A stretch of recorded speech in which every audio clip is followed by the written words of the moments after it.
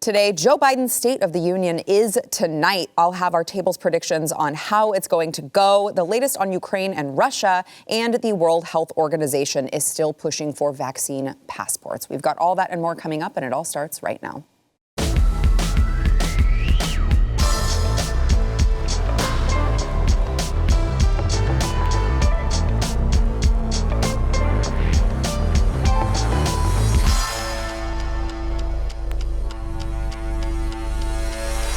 Welcome to the news and why it matters. I am Sarah Gonzalez, and I'm joined today. It's going to be a good conversation. I'm joined today by BlazeTV contributor Jakub Bujans, host of The Bottom Line, also BlazeTV host, Stu Burkier, host of Stu Does America, which you all should also be watching and subscribe to on YouTube and wherever you got your podcasts. Yeah, we're doing special watch-along State of the Union coverage tonight. So if you want to watch it and not be really irritated by Joe Biden, we'll be there for your sarcastic Some comments. good commentary. Yes. Come on. That's exciting. It's good to be on with you, Stu. I haven't been on with you in a while. It's been a while, yeah. I do love when you two are on together because me you tend too. to have slightly different views, and I just like antagonizing you guys and trying But to huge create a respect, fight. though. I've got massive love. No, I Of know, course, I know. for sure, No, for sure. I love it.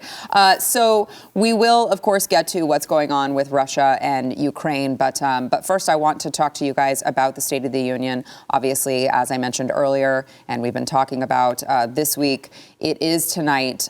We discussed yesterday that, when you're following the science leads you to these amazing revelations, like right before the State of the Union address is to be delivered, there are no mask requirements anymore in Congress. So luckily for them, now I did hear that that they will still have to take a COVID-19 test. So there are a few Republicans who say that they are not going to attend the State of the Union address. There is Mary Miller, Bob Good, Matt Rosendale, Andrew Clyde, Chip Roy, and Marco Rubio all said that they would not be attending. Some of them, Rosendale specifically, said Speaker Pelosi is politicizing the State of the Union to further the radical left's COVID-19 agenda. Members of Congress should not be subjected to COVID-19 tests and social distance when it is not necessary. And the entire nation has ended most, if not all, coronavirus restrictions. I don't see anything wrong with that. Like, hey, if I'm not showing symptoms, I'm not symptomatic, like I shouldn't have to test to get into this thing that I have to do for my job. So there it is, several Republicans not going. I want your take on what you expect to happen tonight, maybe what you expect Joe Biden to say. I know in recent days he has made comments like people's psyche because of the pandemic is not allowing them to see how good it is out here.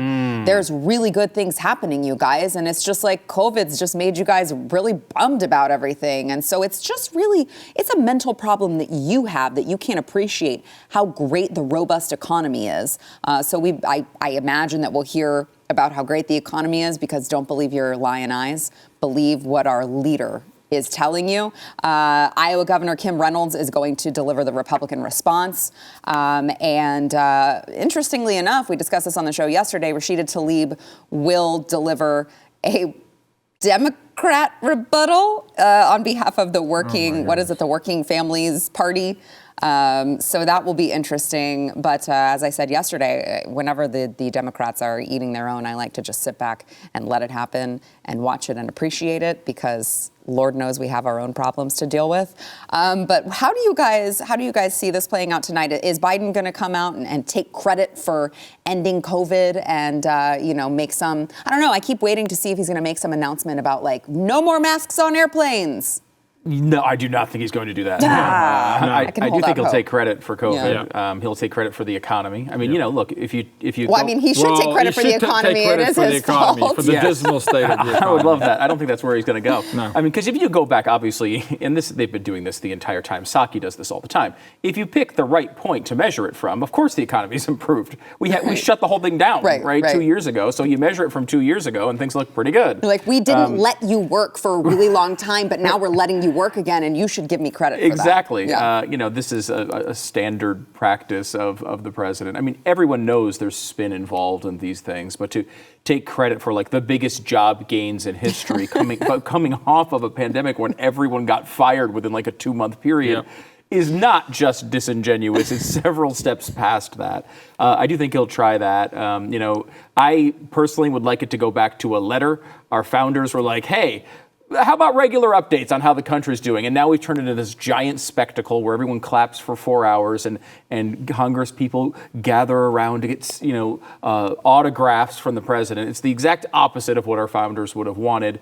The spectacle is here, though. We have to deal with it. And it's going to be, especially the economy stuff, agonizing. To hear him take credit after all the damage he's done, and for the factor, we're not in a good position here. It's not like things went from bad to good. Right. Things went from bad to slightly less bad, right. And he's going to take credit for that. It's going to be agonizing. Yeah, but I want to throw into the conversation too, Yaku. You mentioned, they stand there for a very long time. The speeches are very long. This is starting at 9 p.m. Eastern, so you got to wonder how much Joe has in him, how much gas he has left, unless they're shooting him up with something to make him have some liveliness about him. It's definitely going to be interesting. Yeah. I'm anticipating some serious blunders, some misreads, some miscues, some gasps from his own party because he's going to say things out loud that was behind the scenes, and but look, I don't know if it went from bad to less bad. It's gone from bad to worse. The two presidents on planet Earth right now that are looking like absolute buffoons.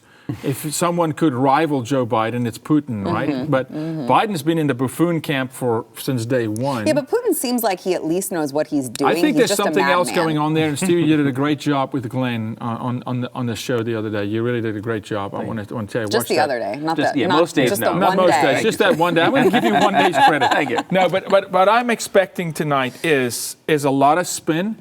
But I think he's going to hammer on COVID, on the great job they did with COVID. Because remember, this is their moment to get the whole nation to, if there's a recorrection to be made in the media for where they've steered off the rails, this would be their moment to recorrect back to their narrative, to try and regain control of the narrative, right? So I'm expecting that tonight. I'm expecting gross, ridiculous statements like, massive correction and the economy is great. The stuff you mentioned about don't see what you see, but listen to me because I'm Uncle Joe. I'm going to see bold, stupid statements, I think is what we're going to see tonight. Like absolutely ridiculously stupid. Like wartime level propaganda type statements. Because they've got to somehow correct the ship because they've lost control of the reins. The horse is running wild. Yeah. So I'm expecting that. And then they'll run it for the next 2 weeks on repeat. Right. If he can put 4 sentences together. So I want to get in. I want to keep talking about this, but I want to throw into the equation. We're talking about how we think that the administration has been doing, but I want to hear from the administration personally, which Kamala Harris, great representation of the administration, and I don't quite know what she was trying to go for here, but I think she's saying like, you got what you voted for, doesn't come out quite right. Let's listen to Kamala. Because as we all know, elections matter. And when folks vote, they order what they want. And in this case, they got what they asked for. Woo, like $8 gas. Woo, yeah, $8 gas. No food on the shelves. I mean, my God. Because that is so bad. Don't say that. I know. This is a. And the 3 people who are like, oh, no. Yeah, let's cover this up by clapping. Woohoo. No, she actually thinks that comment is positive. That's the problem. That's the disconnect. There's a cognitive decline in our country that is almost immeasurable. I believe she believes that was a statement of, our people got what they wanted. They got me and Joe. You got what you wanted. We got something, all right. This has been, since day one, a non-stop circus. A pile of poop is what it is. Yes. I mean, you saw they had that 40-mile convoy in Russia and into Ukraine of all these. This has been a convoy of that length of catastrophes. Every single new week, there's a new thing that they've screwed up. Have they done anything right? I mean, can you point to anything that they've done right? No. I can't think of one single thing that you'd be excited about. And I don't even mean from our perspective. I mean, I guess if you're on the left, you'd be excited about the COVID package at the beginning, which they jammed all sorts of bullcrap into. You spent a couple $1 trillion. Democrats seem to always like that. Infrastructure. But even for them, they're like, well, you should forgive all our student loans. He's like, nah. Yeah, right. I mean, they didn't get that done. The infrastructure bill, they got done. However, remember, the progressive side of the party was saying, like, we don't even want that passed unless we get Build Back Better. Exactly. Now, look, he spent a bunch of $1 trillion. He's ruined the economy, especially when it comes to inflation. He pulled them out of Afghanistan, but in a catastrophic way. Terrible. I mean, it's been non-stop disaster. And yes, Kamala, for once, if I want to give him credit for getting one thing right, it was that statement.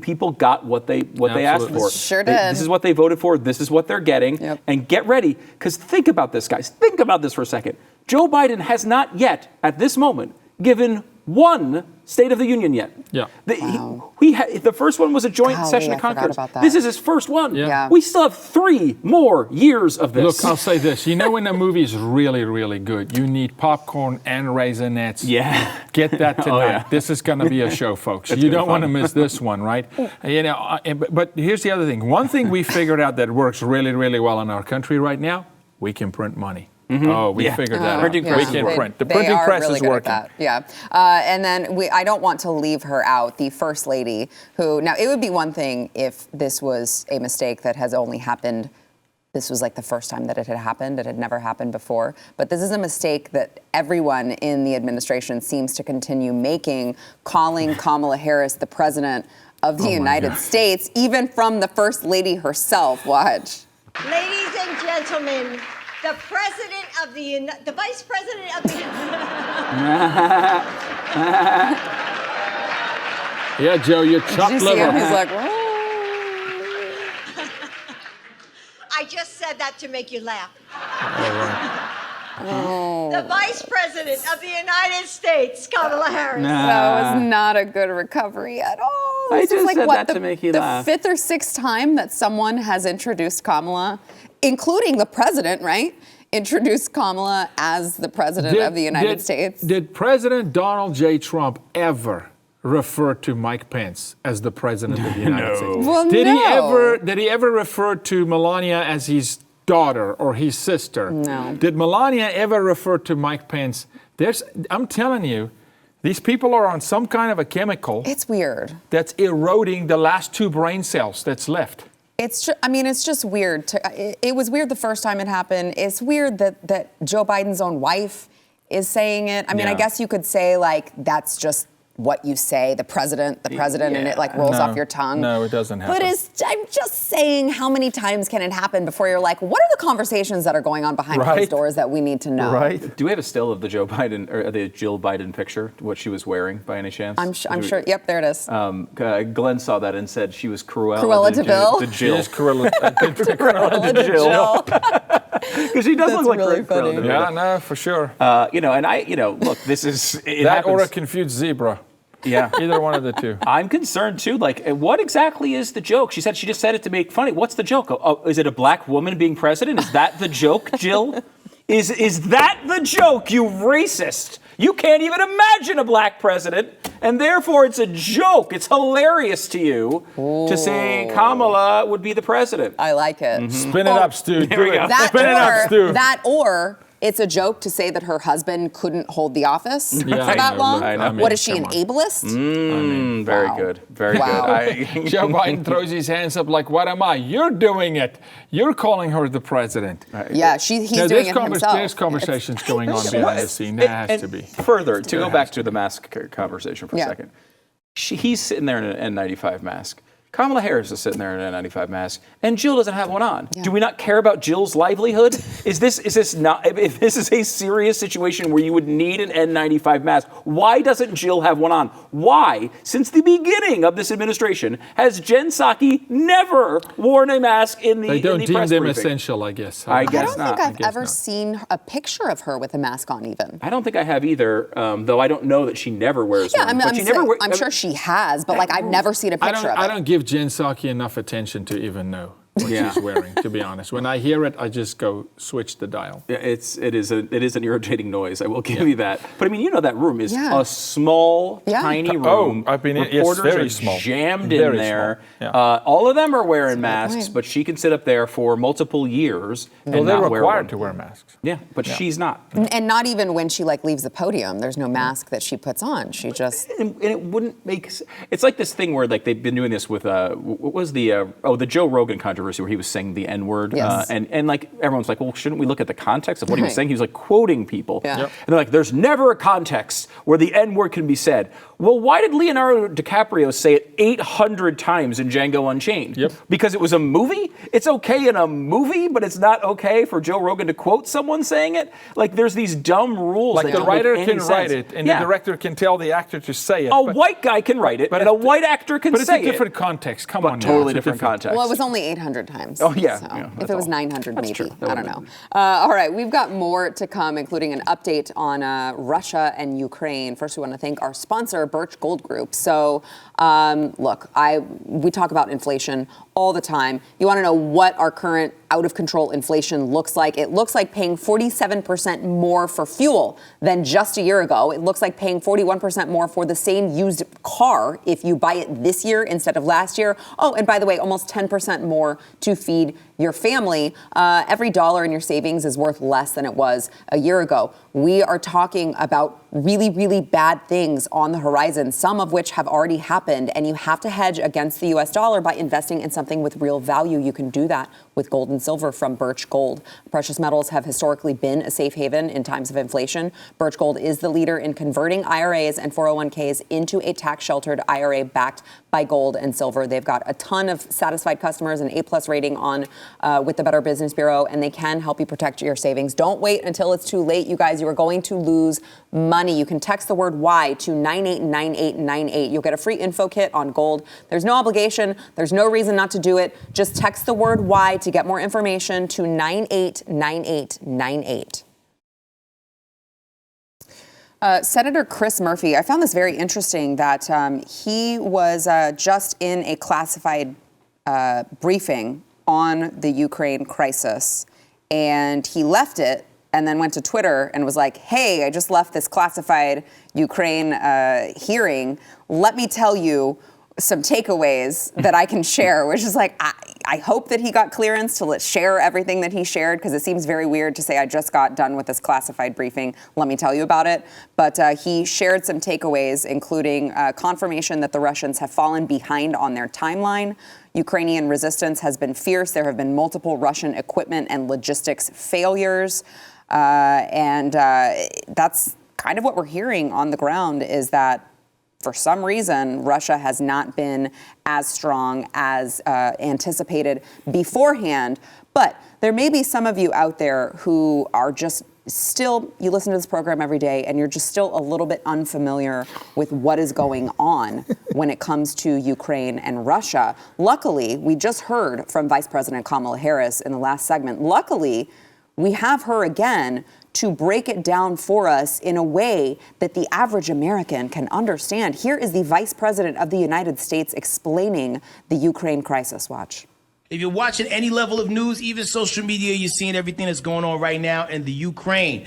Break it down in layman's terms for people who don't understand what's going on and how can this directly affect the people of the United States. So Ukraine is a country in Europe. It exists next to another country called Russia. Russia is a bigger country. Russia is a powerful country. Ooh. Russia decided to invade a smaller country called Ukraine. So basically, that's wrong. What? Wow. Wait a minute. Well, Wow. to be fair, she did give it to us in layman's terms. That's First true. grade. First grade she level. did. I mean, I can't imagine dumbing it down any more than that. The problem is, I think that is her understanding of it. That reaches the level of her understanding I'm of it. worried that was classified. Was that classified information? Because that was going too in depth. I want to say something classified with her. See, Texas is a little state below Oklahoma. Really? In between a big country called Mexico, and there's a border. And they're basically, the big country is invading Texas, the little state. That's basically not okay. That's a great point. And it's basically your job as the czar to protect that, but you wouldn't know much about that. Well, she is focused. She is the border czar, but what we didn't know was that she's only supposed to be the border czar when it comes to Ukraine and Russia. So that's why she's commenting on the border there. They just didn't specify. You know what we should do? We should give her a map border. and say, find Ukraine on a map and watch her search. It's really embarrassing. Because she couldn't find the Texas border. Well, they invaded, and that's wrong. Can we also just talk about the fact that she keeps changing her dialect? Depending on who she's talking to. The clip that we showed before, I was like, what accent is this? This one, she's on with a black morning show, and you can hear her try to all the nervous tics. Liven up her voice to make herself sound a certain way. I can't, golly, I feel so dumb when we talk about this woman. It's like, it sucks all the life out of a room. Seriously. That's the vice president of the United States for a second. It's a joke. It's a laughing stock. Especially when you have Joe Biden as president, right? The guy. Which one is worse? The guy, he could just walk. We saw him with him walking in the mask in the field by himself. Who knows? He could just keep going one day. Go never chasing him. His picture's going to be all Secret over. Service Let him walk. Don't redirect. He'll just walk straight off Pennsylvania Avenue. Just It's going to be a silver alert for Joe Biden. Just wondering, where's the guy walking around? Look for a guy by himself in a field with a mask. It's probably him. My Breaking Bad. Oh, there he goes. There he goes. And then, but you might say, hey, Joe Biden's done a really bad job. You want to get him out of office. But with this as the replacement? No, you cannot. I think that would be worse. No. So. You'd need a 2-for-1. You got to get rid of both because this. So then you get Nancy Pelosi. And Ah, I don't want that either. This would No, be it's a lot of pens. getting There'd be a worse. ton of pens going out the door if we get a lot Nancy of Pelosi pens. as You may president. want that just as a personal. Again, it's all about us. We're just trying to be selfish Good here. gracious, guys. None of these would be good for the country. And you wonder how this turns around. 3 years seems like an eternity. A long time. Now, at least come November, likely Republicans will get control of something and can at least block a lot of the worst stuff that he does. But still, we've lined up our country against the foundational sort of view of the founders, which was Congress really being the most powerful branch. And now we have an executive branch that seems to be able to do whatever they want. The only thing that stops them is the Supreme Court. They'd have the vaccine mandate in today if it wasn't for the Supreme Court, and 25 other things that they've tried to do that absolutely are not the purview of the executive branch. So even with a Republican Senate and a Republican House, it's going to be hard to block some of the crazy things that this guy is doing, and we're just going to have to deal with it for the next 3 years with one of these two. In the meantime, it starts today. Today's primary day in Texas. In the meantime, we've got Yes, it is. I'm so glad you brought that No, up. I'm going to bring it up because I am sick and tired of the Republican Party only focusing on the White House. Yes. Local. It's Yes, local. very In the important. meantime, we can take the Senate and the House, but even today, if you haven't voted yet and you're watching this, you may have an hour after you watch this. Get out and vote. Right there, but all the local races, it's so important that we really please stop just looking at Senate, House, and White House. We have to fortify locally because it's going to be blood sport. Yeah, I do think that's changing a little bit. It you is. see it with the school board votes and things like that. But I want to drive it home. Though. I think that's really important. Obviously we're a national venue for news, so we went up getting caught in that a lot. And I think because people take in podcasts and they take in cable news and stuff, they're thinking about those national issues a lot more often. Yeah.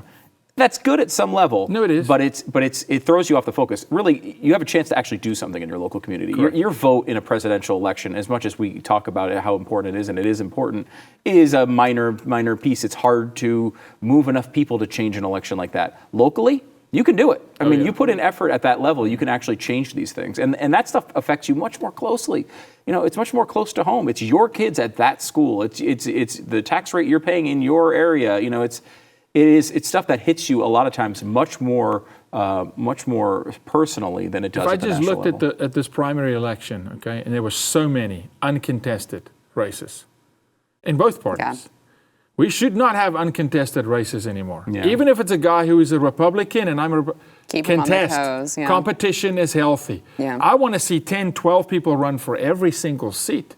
That's where we're at. That's the kind of engagement I want to from the community, from the business leaders in the community saying, okay, we got to go take this back. I don't want to see uncontested Well, races. I think one of the problems, though, too, is that, and I mean, I know this by being so close to the Prather race, is that they make it, all the red tape that they have, make it so impossible for the average person to be able to run. You have to have a huge, fund behind you. You have to have a lawyer to explain to you so that you don't break, ethics rules and all of these other, the red tape that they put into place, seemingly so that they can keep the little guy from being able to create a grassroots movement, because a lot of the rules are just so ridiculous. It's like, why are these even here other than to just prevent someone from running who isn't an elite? Yeah, and there's a lot of party crime, a lot in both parties, where the party has elected somebody or chosen somebody pre-election. Right. All of a sudden, 3 or 4 other people want to run in a primary,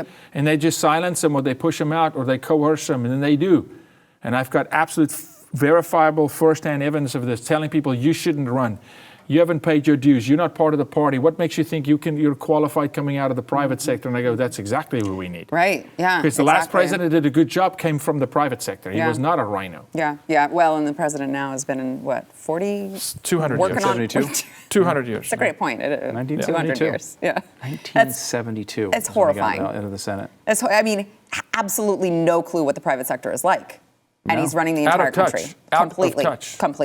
All right, so when we come back, let's talk about the World Health Organization, who is still pushing for a framework to have a vaccine passport. We'll get into that after the break. First, we want to thank our sponsor, Omega XL. So those of you who you may be like me and you have these random times where you wake up and you throw your back out for really stupid reasons, like rolling out of bed in the morning or something. There's nothing to be ashamed of. You reach the age. Maybe you have arthritis. Maybe you've got some knee pain. Maybe when it rains, you're like, this really hurts. Whatever the case may be, you've got to try Omega XL. Omega XL is going to reduce the inflammation in your body, which you don't realize that is actually what is causing your pain. It's the inflammation. So if you're rubbing a cream on wherever the trouble spot is, you're not actually doing anything but just masking it. It's just a Band-Aid. It is not actually solving your problem. Use Omega XL. It will reduce the inflammation. It will get rid of your pain, and it can change your life, because then your mood will be better. You'll feel better. I'm really telling you, if you are in pain, you've got to try it. You can order a bottle of Omega XL now. Get a second bottle for free over at omegaxl.com/news. That is omegaxl.com/news. While all of this other stuff is going on, the World Health Organization is assembling member states and figures from COVID-19 immunization credential technology entities in order to create what they say is a trust framework to enable nations to check the legitimacy of people's proof of vaccination credentials. You hear how I used so many words. This is how they explained it. It's like they're trying to use so many big words, I think, to avoid just saying they're meeting and going over these things, because they want to be able to push a vaccine passport. They say it will make it easier to share and verify an individual's proof of vaccination during international travel. So this is, again, very strange timing, because you've got England that is dropping all of their COVID restrictions. You've got places all around the world that are dropping it. And then you've got the United States themselves, who are now, slowly rolling back everything, not admitting that they were wrong the whole time. They're not doing that. They're just very slowly, quietly rolling back these things. And it's all due to the science, of course. That's what they would tell you, is that they're just following the science. But even so, the World Health Organization still pushing for this framework for vaccine passports. Do they have TVs? Do they watch what's going on when they push these things in Canada, and all of the pushback that they got in America when Biden tried to make the mandate just for the federal employees and for employers with 100 employees or more? It's like, do you guys realize this has been rejected, very strongly rejected, all across the world?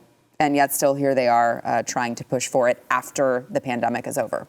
When last, and this is an open question, but when last in human history did you see this much of a rejection, a global rejection of anything? So they're so used to being able to force feed society that they're just doubling down. They go, well, it's always worked, and just Just go again.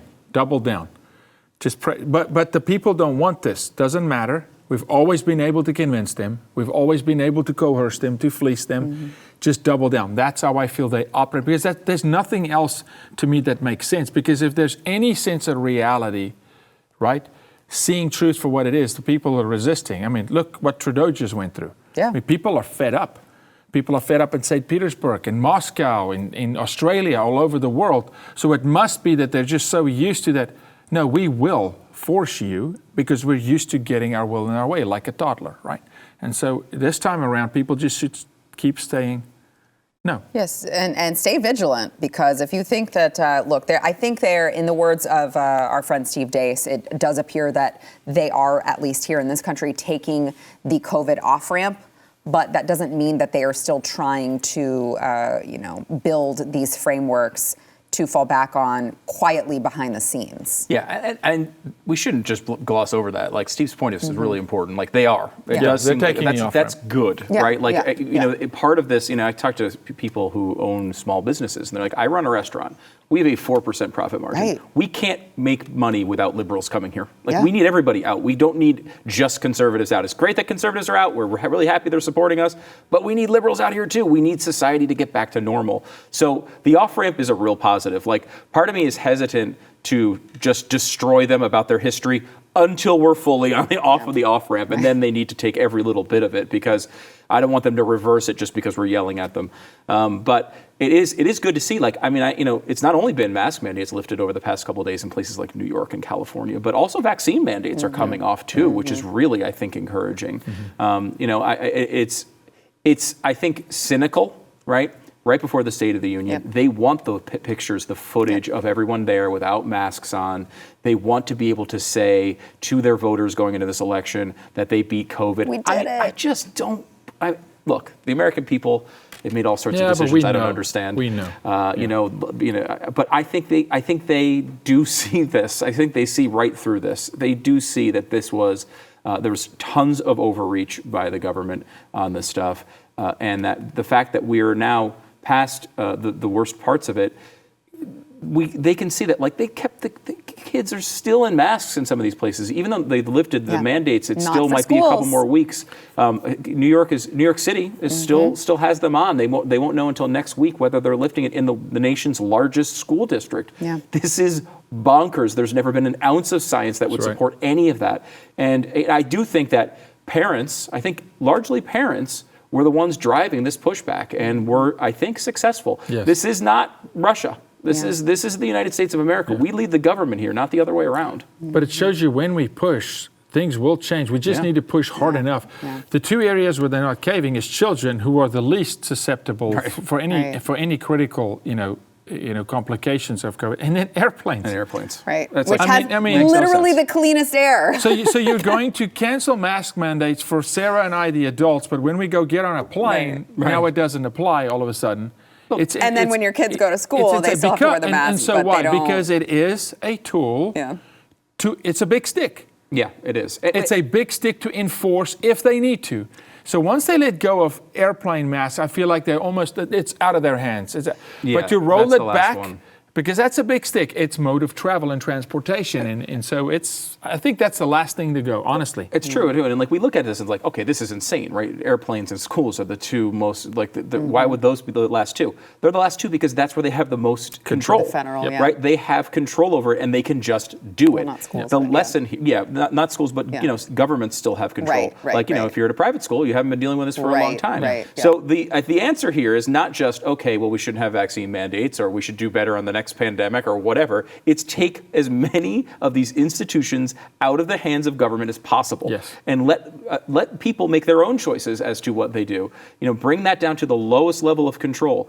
The level of control for the child should be the parents. That's the level. Let's walk this back to 2008. This is what happens when an airline takes bailout money. The piper will call, because they're private. They're not government institutions, but they took American Airlines monster bailout from the government. And so here comes the pandemic, and they go, Oh, you will. Yes, sir, they say. I mean, this is how they control the private sector. Yeah. Well, I just have a step in the right direction anyway, is our friend Clay Travis over at Outkick did say that Southwest has started serving alcohol again on their flights, which I am very excited about because I do not do flying very well. And I do need that. But you do drinking very well, as we've seen on I'm multiple really good power at it. hours. Yeah. I am very good at it. Okay, wait a minute. Wait a minute. I got to stand up for my girl here. Stu, in his happy hour, does drinking very well, okay? I don't know about that. It depends on You your would argue. criteria very well. What do He you does consider a lot of it. in volume? Yes. Okay, I don't know if it's well, but It's in volume. quantity, not quality. I So will you say. actually beat me on that one still. Yeah? Yeah, Well, I think so. I don't know. Every time I do one of those, the audience is constantly in the comments saying, Stu just skipped 3 shots. It's like, once I get past 30, I don't know what happens. Did you skip them? Oh, not on purpose. That's what they say, and I thought you were moderating that thing. Listen, you try to wrangle 4 men I at the don't same go- time who are taking a shot a minute. It's hard, all right? We gotta go to break. First, we want to thank our sponsor. We're talking about COVID. Our sponsor, MyGoToDoc.com. So, look. The COVID off-ramp is obviously being taken by the Biden administration, but that doesn't mean that you still shouldn't be prepared in the event that you do catch COVID. And a lot of people don't know, like, where's a doctor that I can find that will actually treat it with things that I want them to treat it with? Where can I actually even get my prescriptions filled? Because there are so many pharmacies now who are not dispensing this off-label medication. And then there are pharmacies who are way upcharging these actual prescriptions. Well, you gotta go to MyGoToDoc.com. Even if you are low risk, if you are high risk, whatever the case may be, MyGoToDoc.com was designed by Dr. Saeed Haider, and he's a COVID expert. This is all he does. He's treated over 40,000 patients with 0 deaths. You can register for free, ask as many questions as you need to, and most importantly, they're going to connect you to pharmacies that ship you a full 28 doses of ivermectin for less than anywhere else online. I've been there. I did it. I have my medicine just in case anything happens, and I have it at home when I need it. You got to go do the same. It is mygotodoc.com, mygotodoc.com. Joe Rogan slammed Bill Gates and the Gates Foundation for buying up a ton of farmland across the United States, as well as his health initiatives. It's interesting because Joe Rogan does bring up some great points. This man is always talking to people about being so healthy. But, well, you know what? I'll just let Joe Rogan speak for himself. Watch. He keeps saying that we've got to eat less meat and, we've got to cut our consumption of meat out to be healthy, and that we're going to get used to these meat alternatives. When a guy like that says that, I'm like, are you making money because of this? Like, why are you saying that? And by the way, you look like because if you're eating those plant-based burgers or whatever the you're doing, like, you're obese. Like, a guy like that telling people about he's got these breasts and this gut, and I'm like, this is crazy. You're one of the richest guys on earth. You have access to the best nutrients, the best. You could have an amazing trainer. You could be in phenomenal shape, and you're giving out public health advice. Your health is piss poor. I'm not a doctor. But when you've got man boobs and a gut and you're walking around, you have these like toothpick arms, I'm like, hey, buddy, you're not healthy. You can't argue with that. I don't know. You cannot argue with that. I do just want to say, I'm interested to hear what both of you have to say, because we do have a carnivore here and a vegetarian. Mm-hmm. Yeah, that's true. I mean, so first, look, the problem. Look at that. That is a picture of health right there. Oh, yeah. Look at those. Look at that. The line between Bill Gates and boobies. health is not resources, though. He doesn't want to. He's a nerd, right? That's true. He does not want He's to not work an athlete. out. Right? He probably hasn't run. You think 200 nerds yards in can't his be life. fit? They can be, but he has no desire to be. He's already got the billions of dollars. He doesn't need to be in shape. He's beyond that point, I think, at this point. I can get whatever I want with my money. Yeah. I don't care about how I look. Right. Yeah. To Rogan's point, though, as you point out, I'll eat those Beyond Burgers. They're pretty good, but they're not healthy. They are good, yeah. They're not freaking healthy at all. I mean, they don't even advertise themselves as healthy. They are filled with all sorts of oils and stuff to make them taste good, right? So they don't taste like crap. I've had the old school veggie burgers as well, and they might be healthy, but they don't taste very good. So, this is,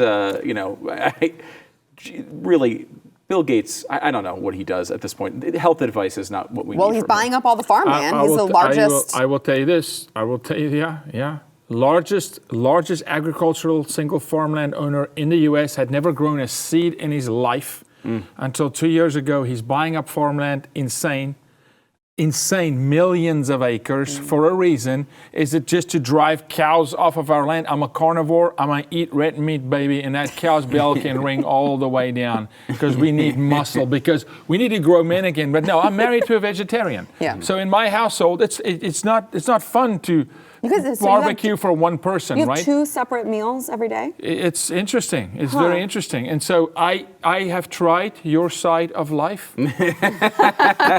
And brother, I'm just going to tell you, it is not tasty. And when I read the label, it ain't that healthy. It's not, but I will say I do some of the Beyond Burgers and stuff. I have to respect Steve because my wife's a vegetarian. But I'm just telling you this. I agree with Rogan. That guy should not be giving health advice. But again, if Gates opens his mouth, it's because he's making money. Mm-hmm. If he opens his mouth, he's making money. He's buying farmland. Why? Yeah, because the next pandemic is not a virus. The next battle in this country is going to be food. Who eats, who doesn't eat. And it's always in that kind of a situation, it comes to staple food. So it's big farmland, it's corn, it's maize, it's potatoes. Go look at him buying potato property, Idaho, all over the place.